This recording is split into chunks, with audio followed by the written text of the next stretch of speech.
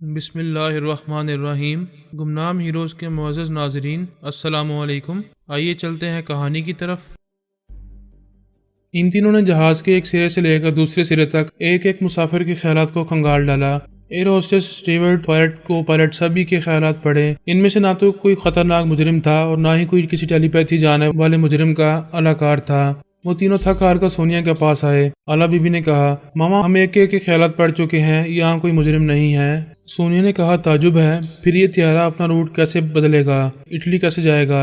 الپا نے پوچھا، کیا پہلے کبھی ہو چکا ہے کہ عدنان کی بات غلط ثابت ہوئی ہو؟ سونیا نے کہا، میں تو اب تک یہی دیکھتی آ رہی ہوں، میرے پوتے کی ہر بات سچی ہوتی ہے، پتہ نہیں اس بار کیسے درست ہوگی۔ اعلیٰ بی بی نے کہا، ماما کوئی ضروری تو نہیں ہے، ہو سکتا ہے کہ ایک بار پیش گوئی غلط ہو جائے۔ میں نہیں مانتی، تم اپنے باپ کو بلاؤ، میں ان سے بات کروں گی۔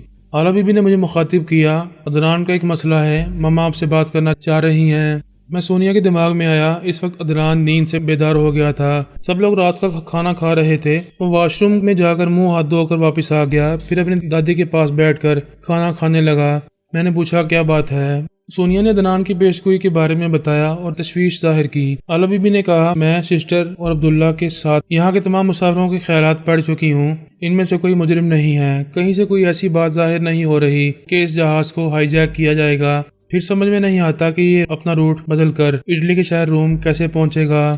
میں نے سوچنے کے انداز میں کہا، ہم اپنے پوتے کی پیشگوئی کو نظر انداز نہیں کر سکتے، اور یہ بات فی الحال سمجھ میں نہیں آ رہی کہ ہمارا پوتا روم کیسے پہنچے گا۔ سونیا نے کہا، جہاز کی روٹ بدلنے کا ایک ہی راستہ سمجھ میں آ رہا ہے، اور وہ یہ کہ کوئی اسے ہائی جیک کرے گا، جبکہ ایسا نہیں ہونے والا ہے۔ دوسری بات یہ سمجھ میں آتی ہے کہ طیارے میں کوئی خرابی پیدا ہو سکتی ہے، اسے کسی دوسری جگہ اتارا جا سکتا ہے، وہاں سے روٹ بدل جائے گا۔ میں نے کہا، یہی دوسری بات ہو سکتی ہے، طیارے میں کوئی خرابی پیدا ہوگی تو اسے اسپین یا افریقہ کے کسی بھی مغربی حصے میں اتار دیا جائے گا۔ اعلیٰ بی بی نے کہا، ہمیں انتظار کرنا ہوگا، دیکھتے ہیں کہ ایسی کیا بات ہوتی ہے۔ ویسے فکر و پریشانی کی تو کوئی بات نہیں ہے، طیارہ جہاں بھی جائے گا ہم عدنان کی حفاظت ہر طرح سے کریں گے۔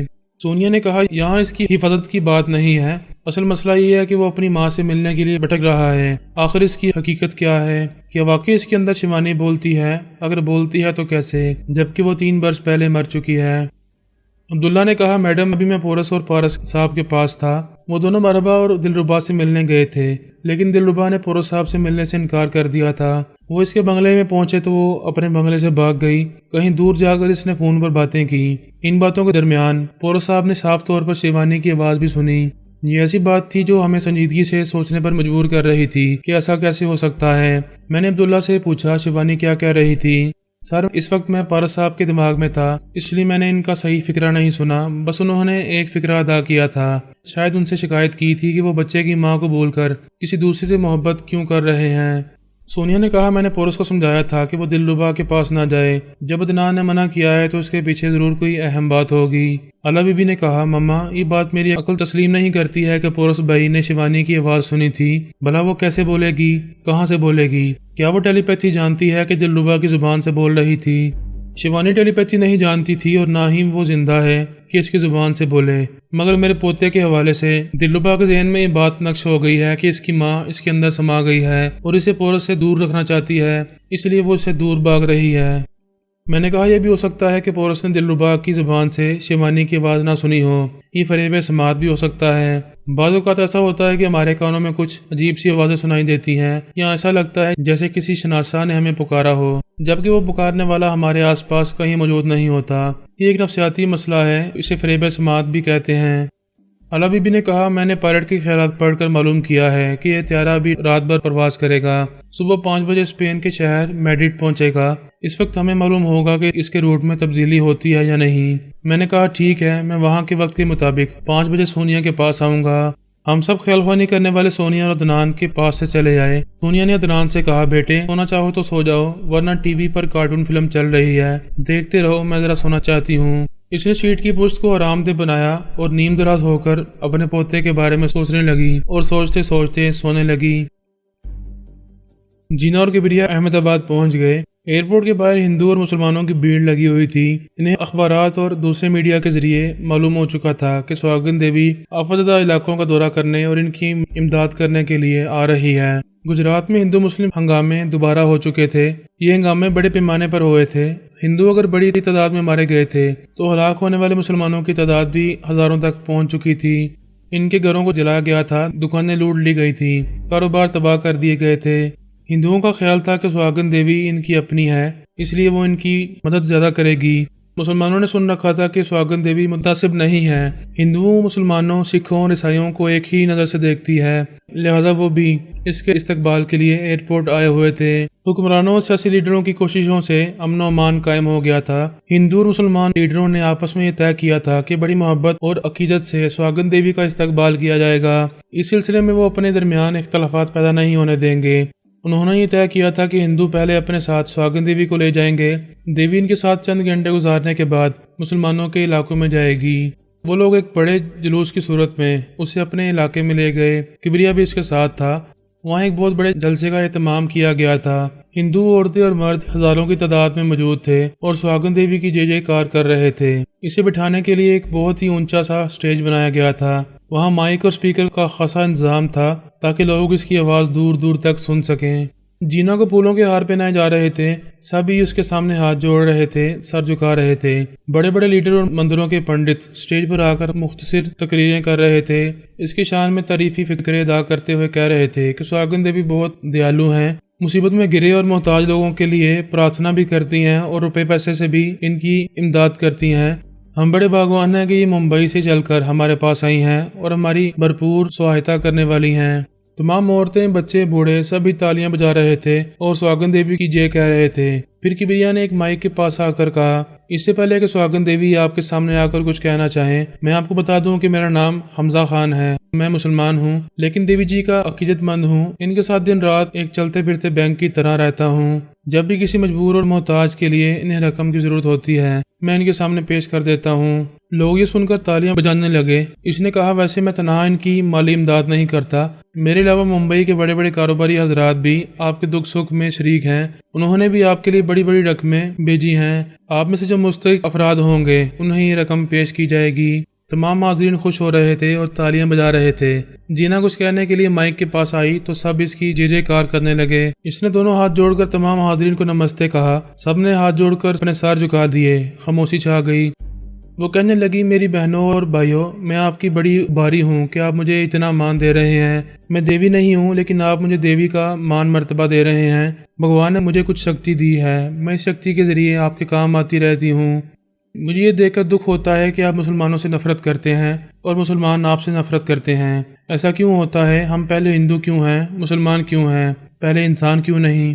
हमारे पास दो ही हाथ हैं, दो ही पाँव हैं, वही जिस्म है और जिस्म में वही जान है। सीने में वही एक दिल है जो मुसलमानों के पास है। फिर वो हमारा और हम इनका दिल क्यों तोड़ते हैं? क्यों किसी की जान लेते हैं? क्या किसी की जान लेने से हमें दो रोटियां और मिल जाती हैं? दुनिया जहां की दौलत मिल जाती है। अगर हम इंसानियत से गिर जाते हैं और जानवर बन जाते हैं तो फिर हम ऐसा क्यों करते हैं? मैं चाहती हूँ कि यहाँ आइंदा कभी हिंदू मुस्लिम झगड़ा ना हो। इस सिलसिले में अगर आप मुझसे कुछ कहना चाहें तो मैं ज़रूर सुनूंगी और अपने जवाब से मुतमिन करने की कोशिश करूंगी। स्टेज पर बैठे हुए एक लीडर ने कहा, देवी जी, शायद आप नहीं जानती कि ये झगड़ा कैसे शुरू हुआ। मुसलमानों ने पहल की थी, हमारी गैरत को ललकारा था, हमारे धर्म की एक लड़की की इज्जत से खिलवाड़ किया था। क्या हम ये बर्दाश्त कर सकते थे? किबरिया शख्स के ख्यालात पढ़ने लगा। जीना ने कहा, मैं इसके बारे में बहुत कुछ जानती हूँ, इस लड़की को भी जानती हूँ। आप ये बताएं कि वो लड़की क्या इस लड़के से राजी नहीं थी? बेशक राजी थी। जब दो दिल आपस में मिलते हैं और दो मोहब्बत करने वाले एक दूसरे को पसंद करते हैं, एक दूसरे के साथ जिंदगी गुजारना चाहते हैं, तो फिर ये जायज़ और कानूनी बात है। इस शख्स ने कहा, वो लड़की राजी नहीं थी, इससे जबरदस्ती की गई थी, उसे बहकाया गया था। इसने किबरिया की मर्जी के मुताबिक कहा, मैं अंदर की बातें जान लेती हूँ, शायद मुझे इसीलिए देवी कहा जाता है। मैं अभी तुम्हारे अंदर की भी बातें बता सकती हूँ। क्या मैं तुम्हारा राज सबके सामने खोल दूँ? वो जरा परेशान हो गया, जरा हिचकिचाया, फिर डीठ बनकर बोला, मेरा क्या राज हो सकता है? आप क्या कहना चाहती हैं? क्या मैं कोई गलत धंधा करता हूँ? तुम अगर वो कहोगे तो मैं वो राज उगल दूंगी, फिर मैं इसे सच भी साबित कर दूंगी। फिर जीना ने तमाम हाजरीन को मुखातिब करते हुए कहा, मैं सिर्फ इस सियासतदान की बात नहीं कर रही हूँ। तुम में से जो भी अपने माजी और हाल की बात पूछना चाहेगा, मैं उसे जानती हूँ और बता सकती हूँ। उसके अंदर का सारा झूठ और सच बाहर निकाल सकती हूँ। इस लीडर ने मजमे में से एक शख्स को मुखातिब किया, ए राम उतार, चल उठकर खड़ा हो जा और देवी जी के सामने आ, ये तेरे बारे में सच और झूठ बताएंगी। ایک نوجوان شخص اٹھ کر کھڑا ہو گیا، دونوں ہاتھ جوڑ کر قریب آیا، پھر بولا، دیوی جی میرا نام رام اوتار ہے اور میں ایک مل میں مزدور یونین کا لیڈر ہوں، آپ میرے بارے میں کیا بتا سکیں گی؟ جینا دونوں ہاتھ جوڑ کر آنکھیں بند کر کے یوں ظاہر کرنے لگی جیسے گیان دھیان میں مصروف ہو گئی ہو اور اب کچھ بتانے والی ہو۔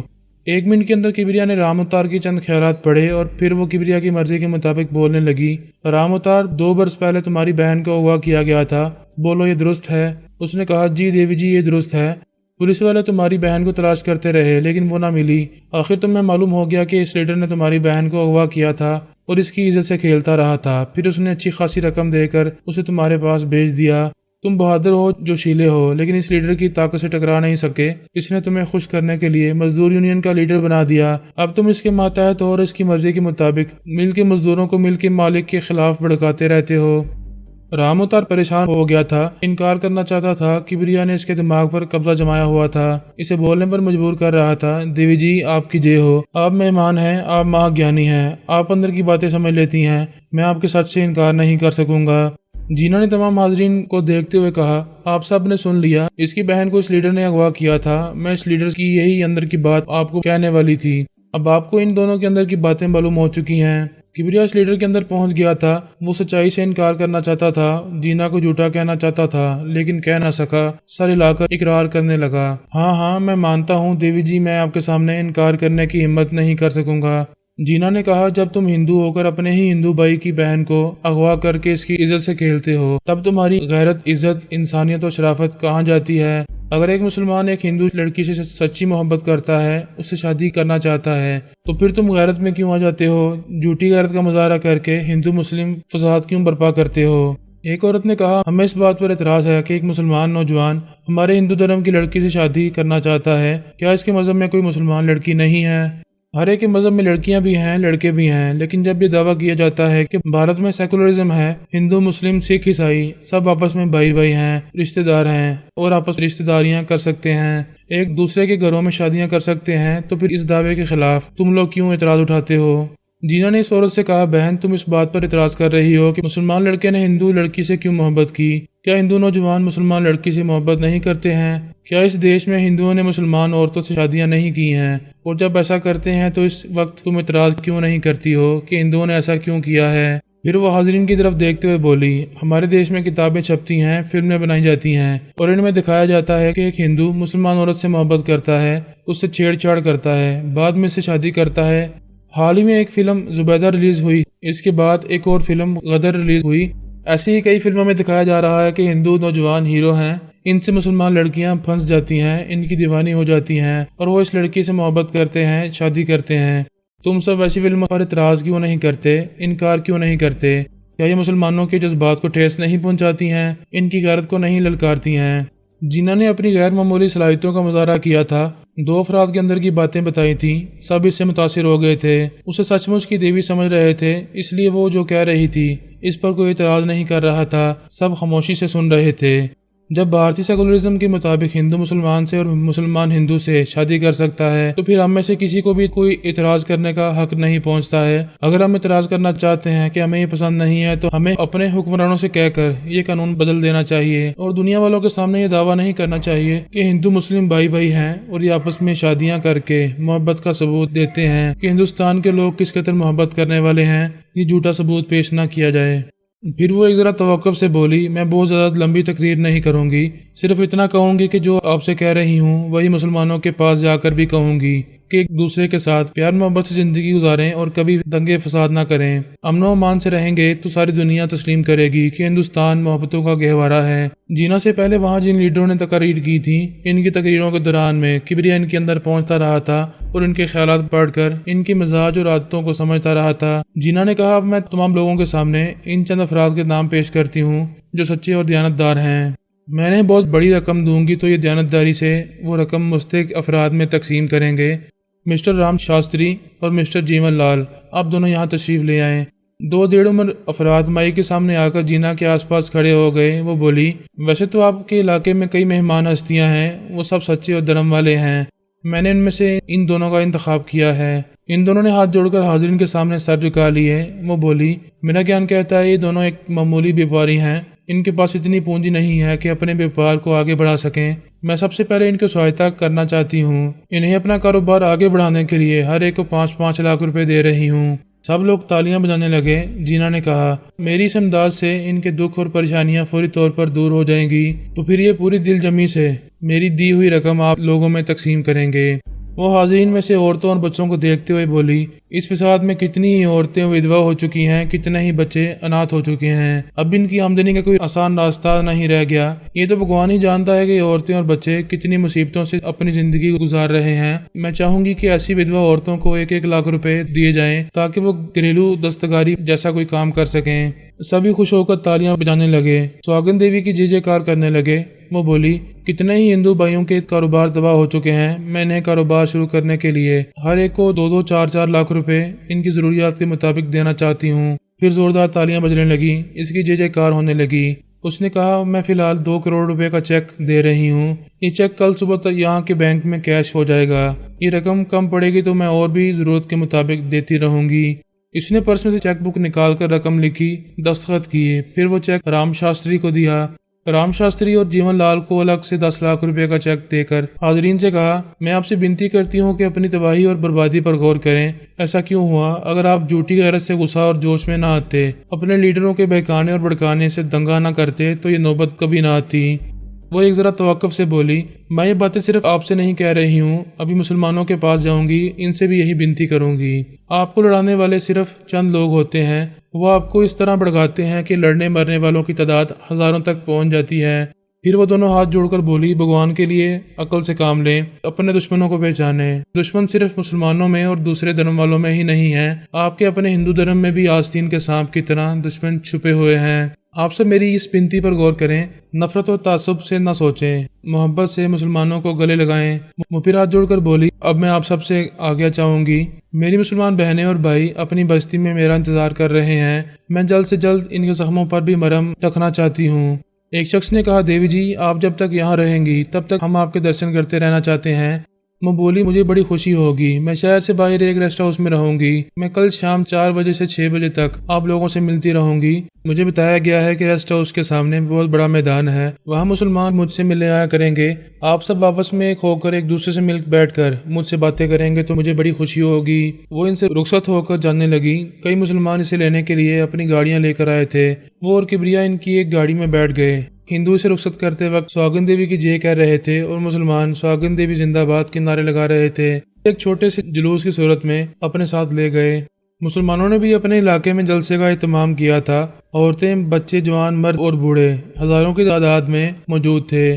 وہ ایک سٹیج پر ان کے سامنے آئی تو سب کھڑے ہو کر ہاتھ جوڑ کر سہاگن دیوی زندہ باد کے نعرے لگانے لگے۔ وہاں کے مسلمان لیڈر اور کابرین مائک کے سامنے آ کر سہاگن دیوی کی شان میں مختصر تقریریں کر رہے تھے۔ کبریا ان کے دماغوں میں پہنچ کر ان کی مختصر خیالات پڑھتا جا رہا تھا اور ان کی نیکی اور بدی کو سمجھتا جا رہا تھا۔